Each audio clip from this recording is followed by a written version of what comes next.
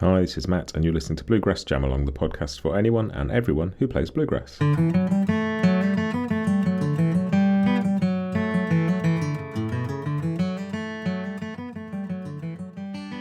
Hey, welcome back. So I've got another one of the edits from the Doc Watson episode. As I've said before, those were so long, like almost 5 hours worth of stuff, and people just don't have time necessarily to listen to all of that. So I'm continuing to pull out some of the bits from that and put them out as standalone episodes. I've already done one with John McEwen from Nitty Gritty Dirt Band, there's one from Jack Lawrence, there's one from T. Michael Coleman, but this is the one with Tim O'Brien. I had a fascinating chat with Tim. It was, I think, the last interview I recorded for the episode. But really interesting. Just Tim's such a great musician and such a thoughtful musician too. And I really enjoyed this chat, and I think you will too. So here it is. Here is my chat with Tim O'Brien about Doc Watson.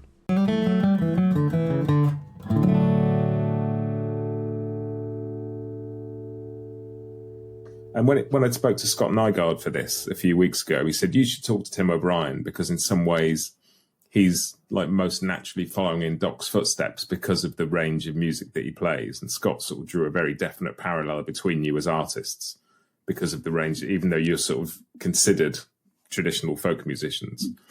Like the range of music is interesting. Yeah, well, Doc is definitely considered traditional folk music too. But if you look at his repertoire, it goes all over the place. And he'd sing Nights in White Satin by the Moody Blues. He would sing rockabilly songs by Elvis. He would sing Summertime, He would sing, that's George Gershwin. So he'd sing all kinds of things. And then contemporary folk things, Last Thing on My Mind, that kind of thing by Tom Paxton. In addition to the stuff that he grew up with, that his father-in-law played, the fiddling and the ballad singing and stuff from around there in Deep Gap, and just country music, just what we heard on the radio. But it's interesting what Ralph Rinsler did, was he kind of woke him up and said, look, you occupy a special position, and you really could make a difference for everybody here. And it was really great that he took up Ralph's idea. He shows up to the recording session with an electric guitar, and they go, well, you can't use this. And he says, well, this is what I have. What is wrong with this? And he gets this sort of crash course on where he is and who he is within the scene, from Ralph. And going to New York, I think, is any kind of good artist. It's an important thing to go there and to have people hear you and see what you do, but also for you to see what other people are doing and get a perspective on it. And he was a smart enough guy and mature enough before he ever did any of that stuff that he was able to put it all together and slyly poses as traditional musician and put this stuff forward. It's he did bring traditional music right to the front for people because of his delivery and because of his his technique. He wasn't, there are other people that have the great technique like Bill Monroe, but they were a little more strident in the way they presented it, and it was harder to latch onto. Doc was really like a fuzzy couch that you could sit on and take this stuff in. Yeah, it's an interesting one, that, because there's lots of musicians who are as comfortable in their musical skin as Doc Watson, but to have that and also be open to suggestion and taking a different route does require, like you say, a kind of maturity and a kind of openness. Yeah, he was older than the folkies that were coming up, and he wasn't that old. So it's kind of like, I don't know, he was approachable. It's interesting, people like Earl Scruggs looked him up because they know obviously of his talent. They, Flatt Scruggs recording with him was a big thing. That's the first record I had of Doc Watson, the first one I could find. But, my first glimpse of Doc was on a folk music festival broadcast on TV from Berkeley, California. and he was completely solo. They kind of brought him up. Somebody guided him up to his microphone and got him there and sort of set the microphones, and he was off and running with his harmonica rack and flat picking guitar, and it was just like so stunning and so immediate to me. I had heard some bluegrass kind of stuff, but not like lead guitar like that. And it just everything made sense all of a sudden. And was it the sort of range of music or the delivery, or I mean, it's maybe impossible to pinpoint one thing that really drew you to the music at that point, but there's something to have made such a clear impression on you. Is there anything particular that stood out? Yeah, the guitar was really the thing that drew me in, because I was really interested in I was playing the guitar, 2 hours a day anyway, and to listen to that stuff and try to learn it was really great. And it was a mountain of technique to jump onto, and but there was, it was obvious that was the right avenue for me. It was.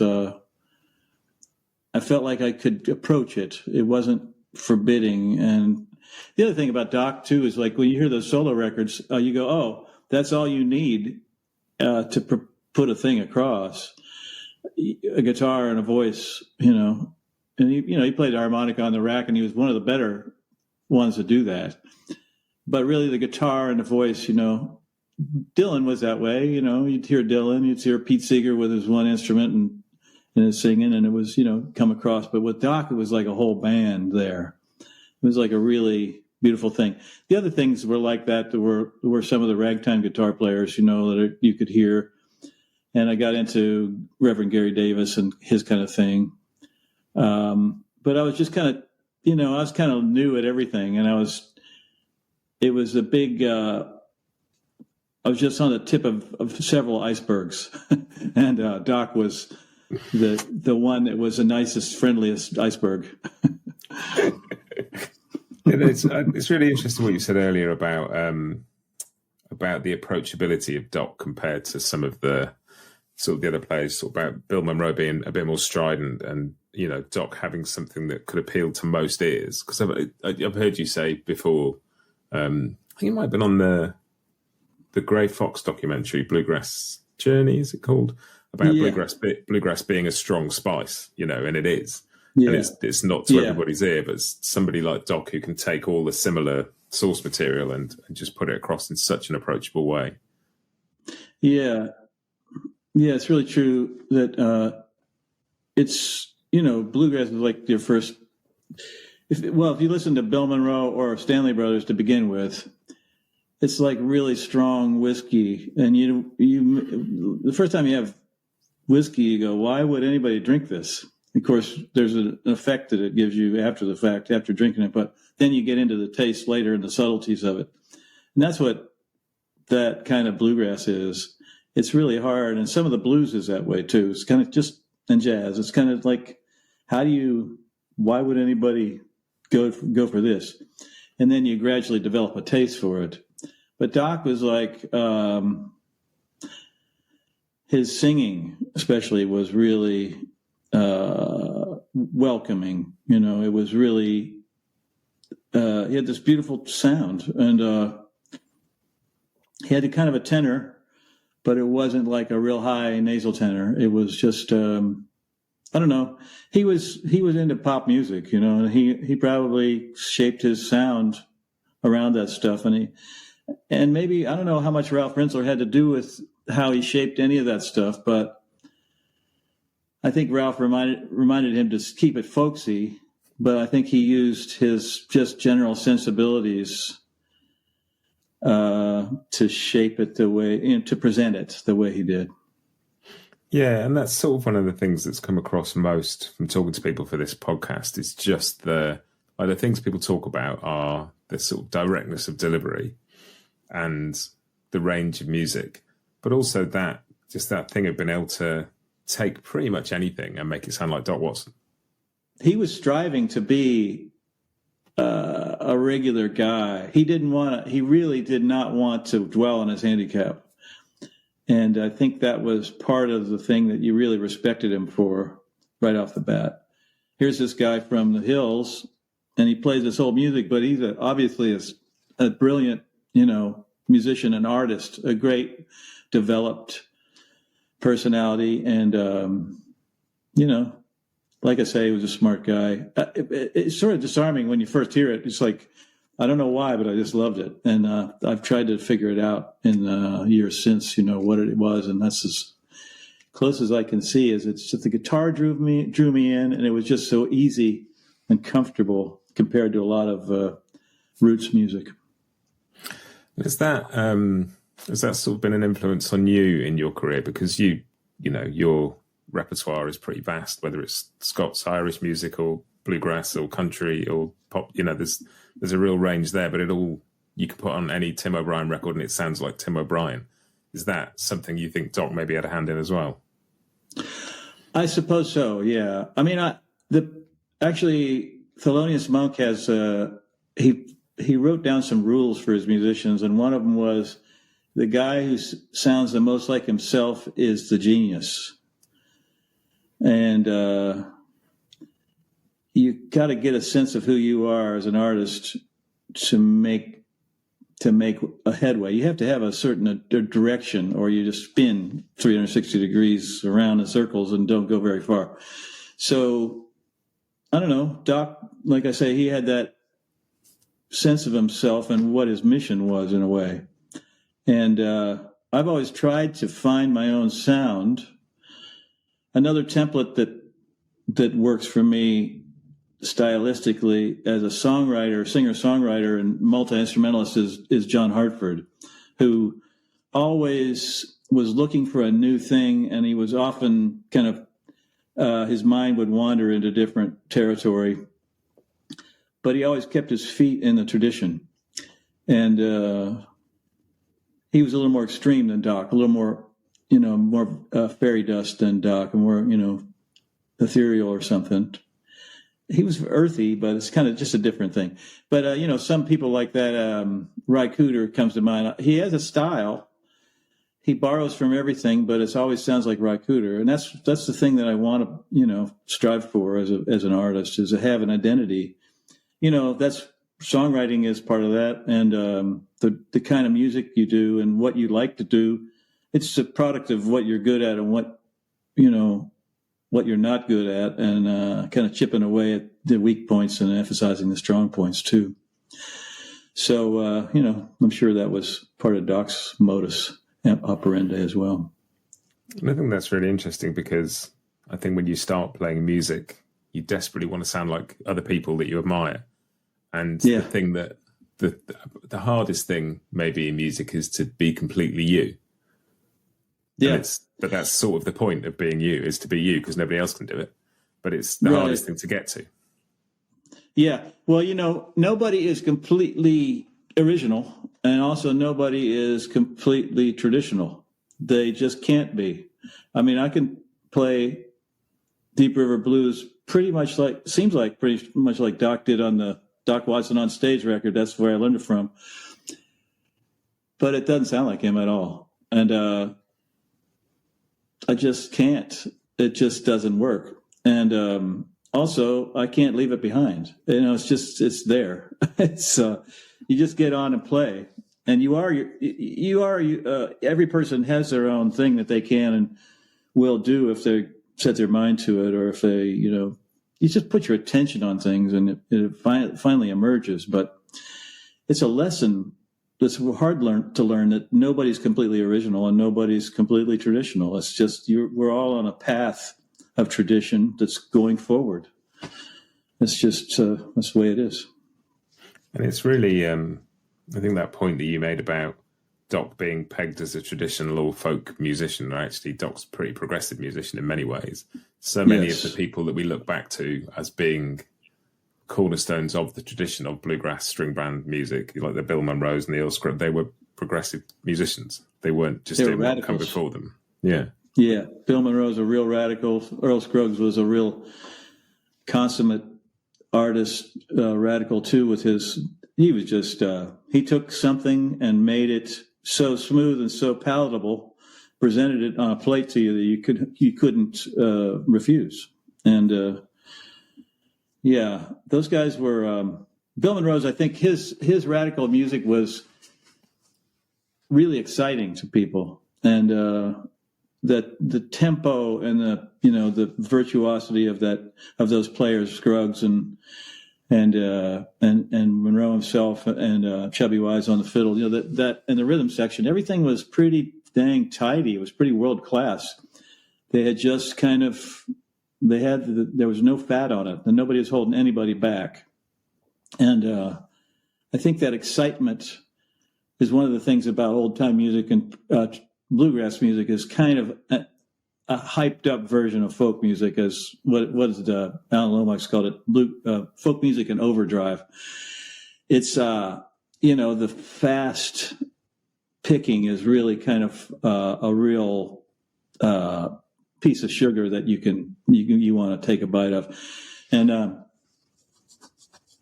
so Doc, when he play that Browns Ferry Blues, he just play the hell out of the guitar, and you go, God, how can anybody play that many notes? And some run, he'd do that chromatic run where he'd go da da da da all the way, from C up to C or back, or backwards.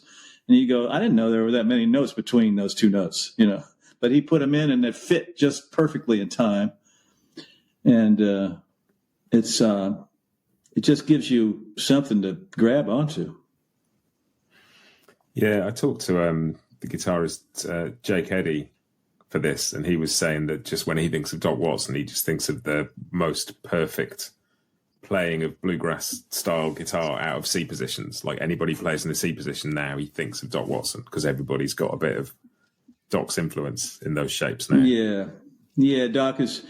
Doc and there's in bluegrass guitar playing, the roots of it. You have George Shuffler and Don Reno and Doc Watson, and as far as lead playing, and then the Clarence White comes along and he kind of morphs it, and Tony Rice is kind of like the next extension of that.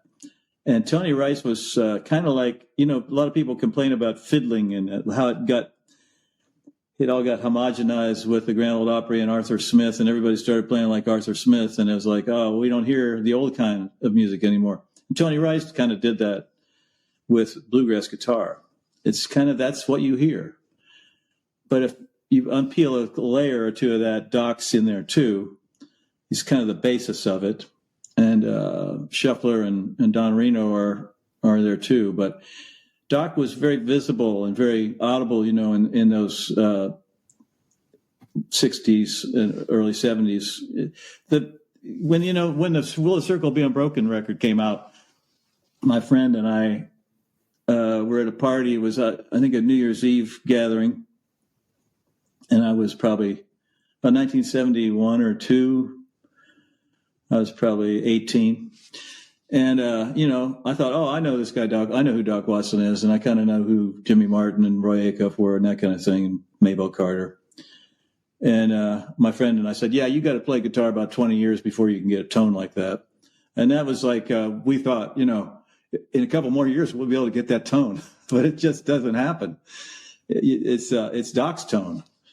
But that's what you aspire to. That's what I aspire to. Not only the stuff that he played, but the tone he got, and just the clarity and the precision of the presentation. Was a beautiful sound. Yeah, I talked to Brian Sutton for this, and he sort of described it as like sort of the clarity of just hearing drops of water, just these just clear, complete notes. Yeah. His sound was. And, I think playing electric has a real role in that precision. When you play an electric, the extraneous noise is much louder. It's just jarring. I know playing with the pickups on my guitars and mandolins and fiddles really made me aware of that stuff. Getting sort of extraneous trash, kind of trying to leave it out and trying to be precise, and trying to think of the articulation of people like Doc Watson. It was what you'd aspire to. And Doc played, he played square dance tunes on an electric guitar. So it was about getting that melody out and make people dance with the melody, which is what fiddle players do with just a melody, and they don't need chords and that kind of thing. So he was doing that with a guitar. He's taken, in a way, but when he started doing that, it would have been hard to do it and drive a dance with an acoustic guitar. I think nowadays you could do it, but I think when he was doing it, it was having the Les Paul or whatever he was playing was probably really helpful. And but that refines your technique. You really, you're louder, and you have to pick and choose what you're going to send out there. If you have a sensibility about it, you work on it, getting the tone. And that's really interesting, actually, because sort of through his career in certainly the later years, he would play an acoustic guitar plugged in, where a lot of other people would have just used mics. And having had that clarity in there made it very easy for him to do that, I guess. Well, what you heard on the records had no pickups, and that was what you aspired to, when you played, and what you liked about him. The pickup sound was always kind of a compromise. But Doc was not. That's one of the things. Another thing about him, obviously, he was not a purist. He was going to plug that guitar in, and it was going to be loud enough for him to hear what he was doing. And there's a thing about that. If you have it loud enough, I think when you play at home and you can hear everything really clearly in a quiet room, it's a lot different than playing on stage or playing in a rehearsal room or with other people around, other musicians going against you. When you're playing with you, it covers up stuff, and that stuff is hard. It's hard to get comfortable. And Doc knew that, if I get loud enough, then I can hear.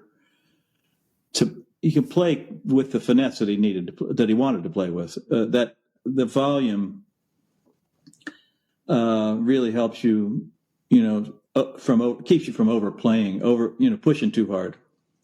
And, Brian Sutton will talk about tension and playing, and how it's, you kind of want to play harder and harder when you're playing in a bluegrass band. And it just you get to where you're holding yourself back. And to be able to remember that is tough on the stage. So just having yourself louder helps a lot. So that's what I can say. I think, Doc learned how to play cleanly from playing loud.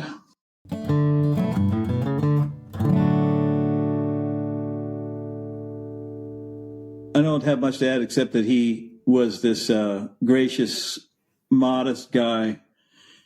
As much of a hero as he was, I think he knew that, but he constantly shied away from it. And he knew that he was a significant guy. My last meeting with him, I actually called him up on the phone, and it was I had to sort of get my nerve up to sort of kind of invite myself to his house, because I was within striking distance.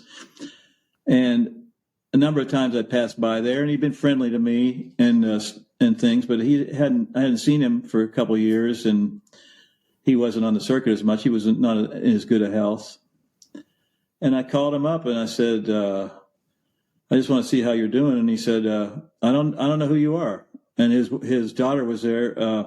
Nancy said, "Oh, you know him? He's that fiddle player from Merlefest." And he goes, "Oh, you're that fiddle player from Merlefest." And we both knew that wasn't enough information. But we talked for a little longer, and he started remembering, and he invited me up there. And he wanted to be a good mentor. The people that loved his music, he loved playing music. But he knew I was kind of looking up to him, and I just wanted a little one-on-one time with him. Never had it, really, except for a few minutes here and there. And we sat, the two of us, no one else was there, for about 3 hours and played and talked. And I left there thinking I think he really enjoyed it. He liked being Doc Watson. In spite of his modesty, he knew he was something important, and he knew he was giving something back there. And that's what he wanted to do, I think.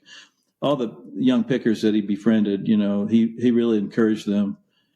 And I was lucky to be one of them. So that's about all I got to say without going to tears. I mean, really, when I think about him, he's such a really important figure in my world, for sure.